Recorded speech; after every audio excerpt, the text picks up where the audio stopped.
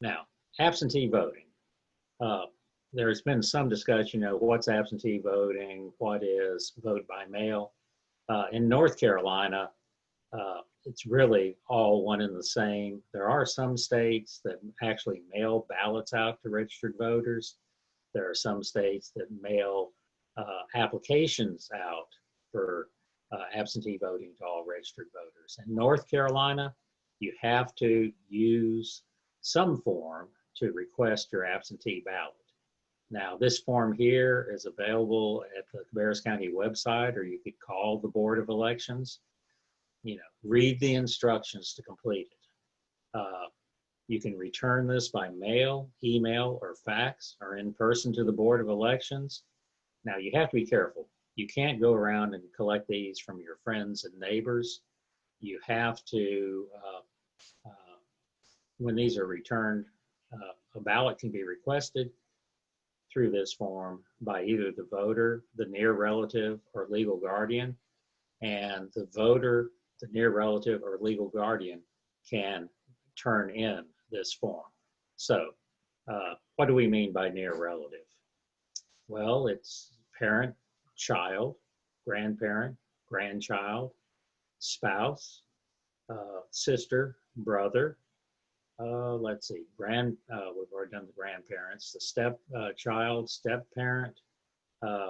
So in the instructions for the form, it'll actually list who is a near relative or a legal guardian. Now, the voter has to sign it here, or if it is requested by a near relative or legal guardian, they have to sign it here. Now, the exciting thing, and this was live as of 5 o'clock this afternoon, we have a new way to request an absentee ballot. We now can request an absentee ballot totally online. It is good for civilian, by which I mean us here in the county, and also for active military or overseas voters. So when you go to the website, first thing you'll see is either request an absentee ballot or access military overseas voter services. There's an act called UOCAVA, the Uniformed Overseas Civilian Access Voting Act. And so the people overseas and the active military have a sort of a streamlined way that they can obtain a ballot and go ahead and submit it. Now, I've gone into this a little bit. It's very easy. It's an interactive question format. It requires the same information as the paper form, but the great thing is it checks it as you move through it. So we need your name, identifying information. Identifying information would either be the last four of your social, or your driver's license number, or your North Carolina issued ID number, if you have one of those as opposed to a driver's license. The address where you're registered to vote, and the address where you want your ballot mailed to you. If you are already registered in the county but you've moved, you can also use this form to change your address, so it would update your address. It's really slick. Now, really quick, very short. Yes, go ahead. Oh, sorry. Somebody asked what the name of the website is where you can request online your ballot. We'll get to that at the end. Okay. But basically, if somebody wants to write this down, if you go to www.ncsbe for North Carolina State Board of Elections.gov. So that's www.ncsbe.gov.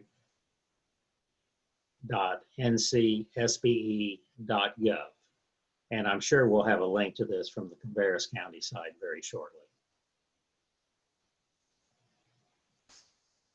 Now, in the next little bit, there's going to be a website that if you request to vote by mail, you'll be able to track your request, see that it's been received by the county board. You will see when your ballot is mailed to you, there's going to be a barcode on that envelope being mailed to you, which is individualized to you. So you'll see when your ballot is mailed, you'll be able to track it as it comes to you. Once you have completed your ballot and send it back in the mail, you'll be able to track it through the mail system and see when it's received by the Board of Elections. And you'll also see when it's been approved. So it is very good end-to-end tracking. You can also opt in for email notifications or text notifications. I think it even has the ability to have a voice to call you and inform you as to the status when the status changes. Now, to vote your absentee ballot, there have been some changes streamlined because of the COVID pandemic. There's a completely new ballot return envelope. Again, it always pays to read the instructions. So when you receive an absentee ballot, inside that large envelope, you will have this return envelope, you'll have a set of instructions, and you'll have a paper ballot that looks just like the paper ballots you've used here in Cabarrus County, except it's folded to fit. You will need to gather a witness to watch you vote your ballot. This person has to be 18 years of age. This person can't be running for office unless they happen to be your near relative. So spouses, brothers, sisters, parents, children, as long as they're 18 years of age, they can witness it for you. They have to see you vote your ballot, but they don't have to see how you vote, who you're voting for. So they can be 6 feet away from you and just watch you mark your ballot. This will be a long ballot, 17 inches long, with races on both the front and the back. So be sure you vote both the races on the front and the races on the back. When you finish, you place your ballot in this envelope here and seal it. And once you seal it, you would sign it. Then your witness has to print their name, print their address, and sign it. And after that's finished, all you have to do is return your absentee ballot. It only takes one 55-cent stamp or a forever stamp that you purchased prior, at any point prior. And then once you stick it in the mail, it'll be tracked by the new website. Now, one thing that we don't have control over, but you do, don't wait to the last minute, because these ballots have to be received by 5 p.m. election day. The recommendation now is to mail it no later than October 27th. So that would be give a full week to get to the Board of Elections. But if you know who you want to vote for, you could turn it around. Like I say, they're being mailed out the 4th. You'll probably get it Tuesday or Wednesday because Monday's a holiday. You can send it back the next day. So no need to wait. The other ways of returning it, you can return it by hand to the Board of Elections office, 369 Church Street North, Concord. Those of us who've been around here think of it as being the old creamery. It has to be, if it's returned by hand, it has to be by 5 p.m. election day, if it's to the Board of Elections. You can return it by hand to any early voting site.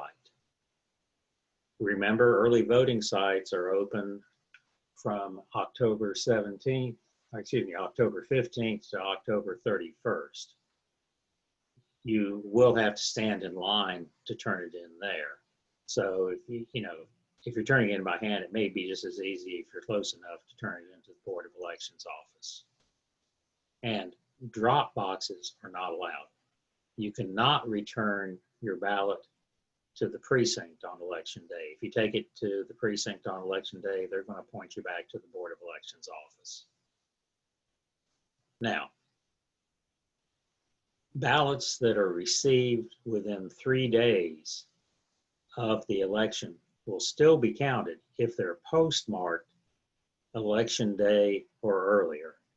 But we have found out that not all mail is postmarked, so I would not recommend mailing it election day. Some people say if you're going to mail it election day, take it in and make sure it's hand canceled at the counter. If you're doing that, you may as well just take it to the Board of Elections office.